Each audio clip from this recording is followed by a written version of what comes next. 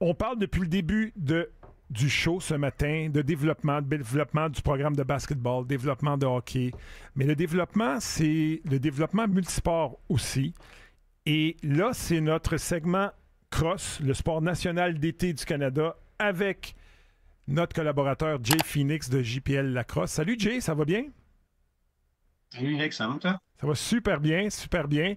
Écoute, je sais pas si tu as eu l'occasion, là, je sais que tu es occupé, tu travailles avec les jeunes, d'écouter depuis ce matin, là, on parlait du programme de basketball en France, dans la NFL, bon an, mal an, sur 32 joueurs repêchés en première ronde. Écoutez-moi, là, il y a entre 28 et 30 joueurs repêchés sur les 32 qui viennent d'un programme multisport. Plusieurs de ces joueurs-là ont joué à la crosse. Donc, tu sais, on peut rêver naturellement de faire des millions de dollars en jouant au basket, en jouant au football ou en jouant au hockey, mais on peut rêver aussi d'avoir un avenir puis d'avoir des opportunités avec la crosse. Oui, ouais, effectivement. En fait, je regardais le repêchage de la LNH est en fin de semaine, Oui.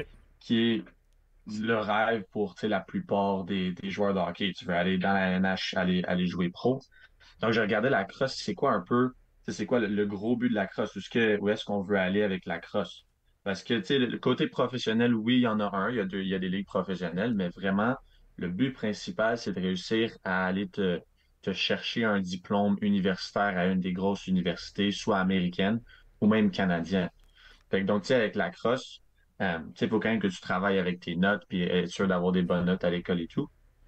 Mais avec la crosse, tu peux réussir à rentrer à une école comme Princeton. Tu sais, si tu vas au côté NCAA, côté États-Unis, tu peux aller, tu sais, Princeton, Duke, Yale ou même Harvard. Il y a une personne qui j'ai côtoyé dans le passé avec la crosse, Marc-Antoine Pillon, qui a eu une bourse complète pour aller à Harvard.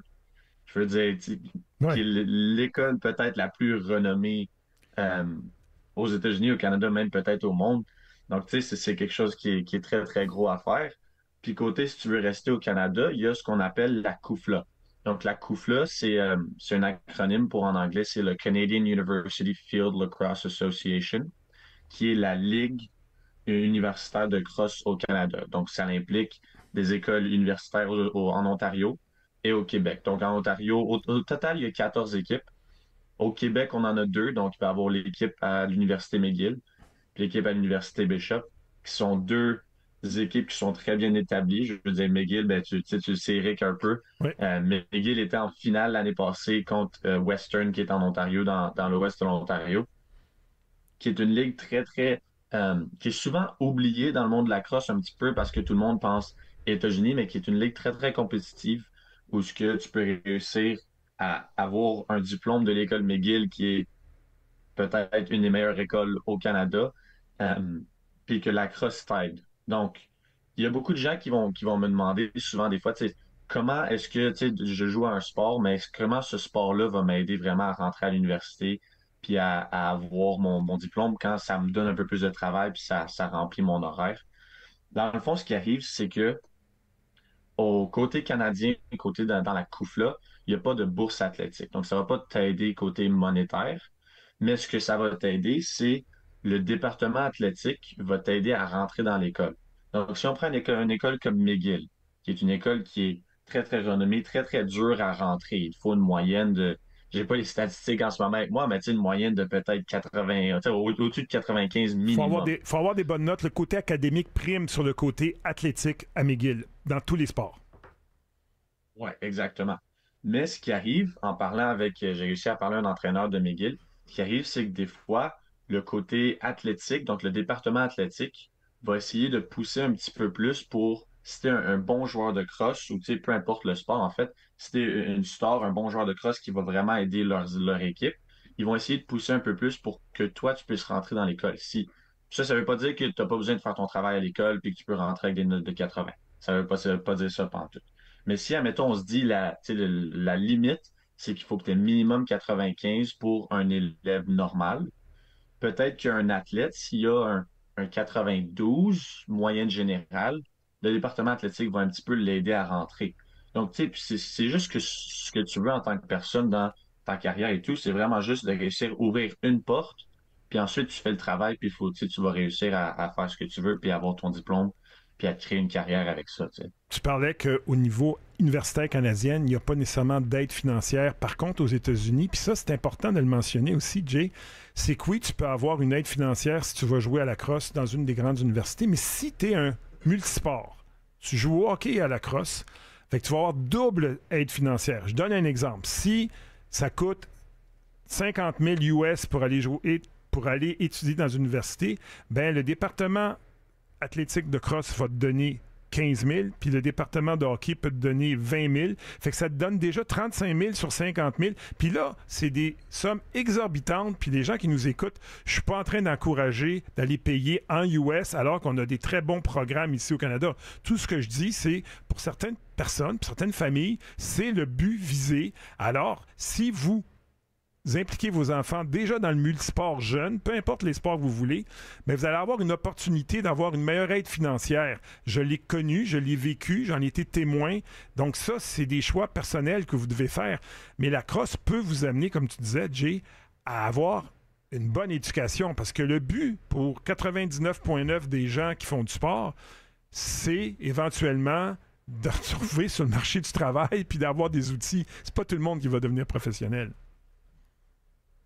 Puis tu sais, il y a aussi, tu sais, admettons, tu regardes au basketball, au hockey, football, des fois, il y a des joueurs, ils vont aller jouer universitaire pour 1, 2, 3 ans, ils vont avoir des bonnes années, puis ensuite, ils vont quitter l'école pour aller jouer professionnel. Oui, À la crosse, c'est pas quelque chose qui arrive. Même si tu es un très, très bon joueur, puis tu vas aller jouer professionnel, tu quittes pas l'école. Fait que tu as quand même ton diplôme, tu peux aller jouer professionnel et une fois que ta carrière professionnelle est finie, tu peux quand même avoir ta carrière avec un diplôme de peu importe le programme qui t'intéressait. Mais tu sais, Eric, tu parles de multisport. Je sais pas, un joueur comme Zachary Morin, c'est qui est exactement, c'était mon prochain un exemple à te donner, Zach Morin, qui joue présentement pour les Kodiaks Junior C, les Kodiaks de la Rive-Nord. Lui, c'est un bel exemple. Vas-y, parle-moi de Zach Morin. Très bon joueur de hockey, qui va peut-être être, Zach Morin, qui va peut-être être un joueur, je pense, c'est la QV 2025 repêché en Ligue nationale. oui, sûrement. Mais Zach Morin est un joueur qui est allé à l'école privée, ce qu'on appelle le prep school, je crois qu'il est allé aux États-Unis, Oui, mais qui s'est maintenant engagé pour aller à l'université. Il va aller à l'université de Boston, qui s'est engagé premièrement avec l'équipe de hockey. C'était sa priorité. Mais ensuite, il s'est aussi engagé à la même université dans l'équipe de cross. Donc, il reçoit des bourses, comme tu dis, tu sais, de chaque côté. Donc, Multisport reçoit des bourses de chaque équipe, reçoit sûrement, je ne sais pas si c'est une note exactement, mais reçoit sûrement un côté académique aussi, une bourse académique. Donc, le 65 000, 50 000 d'école que ça va te coûter, ça va pas coûter tant que ça quand il reçoit une bourse de 3 et puis il peut avoir une éducation de très, très haute qualité à l'Université de oui. Boston, dans la ville de Boston, qui est une ville aussi extraordinaire pour Oui, vivre. Tu sais. c'est pas à négliger parce que c'est une belle opportunité, mais je le répète encore, moi je fais pas la promotion d'envoyer nos jeunes aux États-Unis, c'est pas ce que je fais parce qu'il y a des beaux programmes ici et l'éducation coûte beaucoup moins cher. Mais c'est des choix personnels. Dans le cas de Zach Morin, lui, c'est un jeune très talentueux qui a été sollicité par plein de programmes. Tu comprends? Il y a aussi des personnes qui vont aller frapper à la porte et vont dire Hey, vous m'offrez quoi? Lui, Zach, il a été sollicité parce que déjà jeune, on voyait un jeune talent. Là. Ouais, ouais. Mais tu sais, puis au Canada, tu sais, j'ai parlé de McGill, de Bishop, mais si, admettons, ça c'est au Québec, si tu vas aller en Ontario, l'Université de Toronto, Oui, qui est aussi très, très reconnue, ont une équipe de cross. L'Université McMaster en Ontario, oui. très, très reconnue aussi, ont une équipe de cross. Donc, il y a beaucoup de très, très bons programmes au Canada, au côté Est, qui ont des équipes de cross, puisque tu peux réussir à faire les deux, puis avoir, tu sais, je me répète, mais comme une très, très bonne éducation de Parle-moi ce de côté-là. ton parcours à toi. Maintenant, tu es installé en Division 1 aux États-Unis. Parle-moi de ton parcours. Comment ça s'est passé à toi, ton parcours? C'est un petit peu similaire au parcours à Zachary Morin. Donc, je jouais au Québec ici. On a réussi, avec notre équipe de cross, on a joué une coupe de parties en Ontario. Et puis, je me suis fait voir par un entraîneur d'une équipe secondaire prep school en Ontario, qui lui m'a vu dans une partie, a aimé ce qu'il a vu, m'a contacté et m'a apporté à l'école. Donc, on a rempli tous les papiers, tout ce qui était nécessaire pour aller là. Je suis allé à l'école là-bas pour faire ce qu'on appelle le Grade 12 puis le PG. Donc, ici, on a secondaire 1 à 5. en Ontario, ils vont avoir un secondaire 1 à 6. Puis il y a une option de faire une année de plus, qui est plus pour les joueurs athlétiques. Donc, ça peut être un petit peu compliqué, mais dans le fond, c'est si tes notes ou côté athlétique, tu n'as pas encore réussi à te trouver une université, ce qu'on appelle l'année 13 en Ontario, c'est une année que tu peux faire de plus pour améliorer tes notes si tu veux rentrer à quelque part ou, tu sais, t'améliorer physiquement, grossir un petit peu pour te trouver une place. Donc, j'ai fait ces années-là, donc années 12 et 13 en Ontario. Et ensuite, je me suis fait recruter pour aller. Ma décision était, moi, d'aller aux États-Unis pour mon éducation. Puis je suis maintenant à l'école Mercyhurst, qui est une université aérienne en Pennsylvanie. Et oui, comme tu dis, on fait maintenant la transition. On était D2 dans les dernières années. On va faire la transition à D1, ce qui est un gros saut. Mais, euh, mais tu sais, côté bourse et tout ça, j'ai réussi à en avoir et maintenant je peux aller à l'université où c'est presque tout payé par l'école, par les bourses athlétiques et académiques. Oui. Et ton diplôme que tu vas obtenir aux États-Unis va être valide ici au Canada quand tu vas revenir, si tu décides de revenir. Oui, oui, tout va être valide, tout va être accepté par tout le monde. C'est un diplôme qui est, donc j'étudie en ce qu'on appelle c'est business et intelligence. Donc intelligence qui est quelque chose qui est fait beaucoup par le gouvernement OK? pour essayer, tu sais, d'avoir de l'information sur les autres pays, des choses comme ça. C'est pas de l'espionnage, c'est toute de l'information qui est disponible aux gens, mais c'est d'apprendre comment rechercher puis trouver les petites pépites qui est à propos d'autres pays. Donc tout ça va être valide partout. Si je peux aller déménager en Europe ou peu importe, puis je vais pouvoir utiliser ce diplôme-là aussi. Il y a des légendes urbaines qui nous disent ah, les joueurs de football dans la NCAA, les gars en Division 1, ça n'en vont pas vraiment sur les bancs d'école. La même chose pour les joueurs de basket, c'est one and done, ils y vont, mais ils n'étudient pas vraiment. Dans ton cas, à toi, Jay, est-ce que ta participation sur le terrain est liée aussi à ta réussite scolaire? Oui, oui, oui, c'est sûr. Mais de un, tu sais, je sais que je peux parler pour mon université. Si tu as en dessous d'une moyenne de, je pense que c'est 85, il faut que tu aies à chaque 2 jours, on a ce qu'on appelle un study hall en anglais, donc une session d'études, où ce que tous les joueurs dans notre équipe en dessous de 85, il faut que pour 1 heure et demie, ce soir-là, les mardis, jeudis, mettons, il faut qu'ils s'assoient ensemble et tout le monde fait des devoirs. Donc, ils s'aident entre eux, puis on fait nos affaires. Si tu n'as pas les notes pour jouer, donc si tu as en dessous, aux États-Unis, ça marche avec ce qu'on appelle un GPA, donc c'est ta moyenne. C'est un calcul qu'ils font avec tes notes de classe et c'est ta moyenne qu'ils font. Donc, si ce qu'on appelle, c'est un 3.0. Donc, tu peux aller sur un total de 4. Si ta moyenne est en dessous d'un 3.0, tu n'as pas le droit de jouer. OK. C'est même pas, ça n'a même pas rapport avec l'école, c'est avec la la NCAA. NCAA. Tu n'as juste pas le droit d'embarquer sur le terrain pour pratique ou partie. Est-ce que tu penses que c'est appliqué dans tous les programmes, ça, Jay? Je t'avoue que je peux pas te parler pour tes grosses écoles, je sais pas.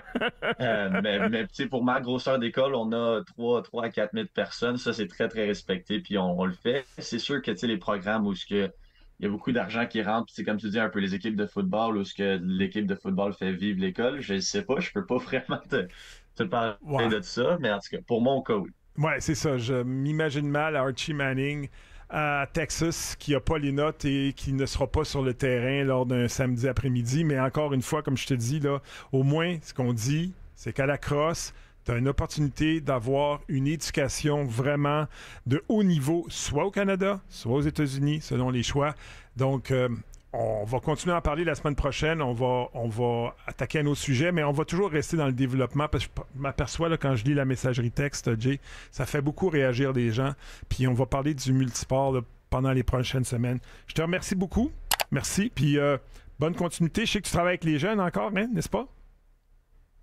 Oui, oui, oui, je fais beaucoup de leçons privées, puis je vais faire on fait un camp d'été de cross ici. Je suis en Ontario pour l'été, mais on fait un camp d'été de Quand de cross, donc ça Toronto. va, ça va être super le fun. Good job, good job. Et les Kodiaks de la Rive-Nord sont en action ce fin de semaine. Ils jouent samedi, je pense. C'est samedi, n'est-ce pas, Jay?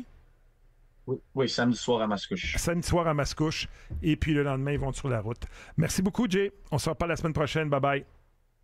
Merci. On va-tu à la pause, Éloi?